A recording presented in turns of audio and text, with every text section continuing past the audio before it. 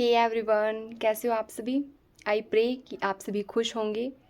आज हम बात करेंगे कि सच्चा प्रेम किसको बोलते हैं।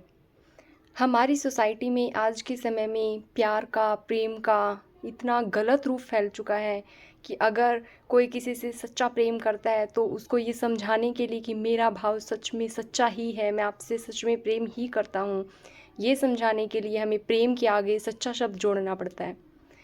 लेकिन सच देखिए तो झूठा प्रेम जैसा कुछ होता ही नहीं है, क्योंकि जो झूठा हो वो प्रेम नहीं हो सकता। तो प्रेम अपने आप में ही सच्चा है, लेकिन ये तो समय की ज़रूरत है कि हमें समझाने के लिए प्रेम के आगे सच्चा शब्द का इस्तेमाल करना पड़ता है। तो आज हम देखेंगे कि सच्चा प्रेम वास्तव में बोलते किसको हैं। देखिए, अगर हमें किसी इंसान के सिर्फ एक रूप से प्यार हुआ है तो उसको हम प्यार नहीं बोल सकते।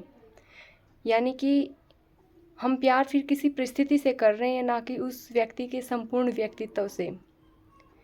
फॉर एग्ज़ाम्पल, हम ये समझते हैं कि मान लो कि हम भगवान से बहुत प्यार करते हैं और हम दिन रात प्रेयर करते हैं कि भगवान प्लीज़ आप मेरी ज़िंदगी में आ जाओ, आप मुझे दर्शन दे दो, आप मेरी ज़िंदगी का हिस्सा बन जाओ।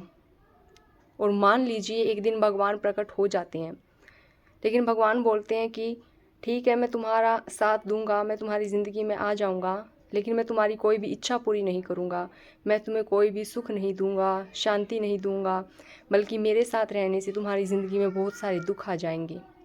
तो क्या उस परिस्थिति में आप भगवान को स्वीकार करेंगे? आपकी जो भगवान में श्रद्धा थी वो श्रद्धा वैसी की वैसी बनी रहेगी, या सुख ना मिलने की स्थिति में भगवान के प्रति जो आपका प्यार था, जो आस्था थी, वो डगमगा जाएगी? इसी में आपका उत्तर छुपा हुआ है कि अगर दुख सहन करके भी आप भगवान का साथ पाना चाहते हैं तो इसका मतलब है कि आप सच में भगवान से प्रेम करते हैं। लेकिन अगर इच्छा पूरी ना होने की शर्त के साथ आप भगवान को नहीं अपना सकते, इसका मतलब आपका प्यार भगवान से था ही नहीं।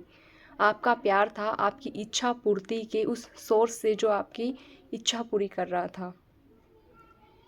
इसी प्रकार इसी एग्जाम्पल को हम इंसानों पर अप्लाई कर सकते हैं कि अगर किसी इंसान से हमें सुख मिल रहा है, वो हमारी सभी इच्छाओं की पूर्ति कर रहा है, हमें शांति दे रहा है, उस स्थिति में हम उसे प्यार करते हैं। लेकिन अगर किसी मोमेंट पे जाकर वही इंसान हमारे दुख का कारण बन जाए, उसी इंसान से हमें दुख मिलने लग जाए, तो क्या हम तब भी उसी इंसान से उतनी ही शिद्दत से प्यार करेंगे? अगर आपका प्यार डगमगा जाए, इसका मतलब वो प्रेम नहीं था। आप उस इंसान के सिर्फ एक स्पेसिफिक पर्सनैलिटी से प्यार कर रहे थे जो आपको सुख दे रहा था। लेकिन जिस दिन उस इंसान ने आपको दुख देना शुरू किया तो आपका जो वो भ्रम था, आपने एक इमेजिनेशन पाल रखी थी उस इंसान के उस स्पेसिफिक पर्सनैलिटी के पार्ट की, तो वो टूट जाती है और आपका प्रेम भी धीरे धीरे उस इंसान के लिए ख़त्म हो जाता है। मैं समझाने के लिए आपको प्रेम शब्द का इस्तेमाल कर रही हूँ यहाँ पे, लेकिन वो सच में प्रेम था ही नहीं, क्योंकि प्रेम किसी स्पेसिफिक परिस्थिति से हो ही नहीं सकता। आपको इस इंसान के हर एलिमेंट से प्यार होगा, फिर चाहे वो आपको सुख दे, दुख दे, कुछ भी करे वो आपके साथ, आपका प्यार ख़त्म हो ही नहीं सकता। अगर प्यार ख़त्म हो रहा है तो वो कुछ और हो सकता है, मोह हो सकता है या कोई और शब्द होगा, लेकिन प्लीज़ कृपया करके उसके लिए प्रेम शब्द का इस्तेमाल ना करें, क्योंकि वो प्रेम नहीं है। अगर कोई इंसान आपके वर्स्ट पार्ट से भी प्यार कर सकता है, बुरे से बुरा आप अपना साइड दिखा दो और फिर भी वो आपको उतनी ही शिद्दत से चाह रहा है, तब आप समझ सकते हैं कि वो इंसान आपसे प्यार करता है, और ऐसे ही आप भी समझ सकते हैं।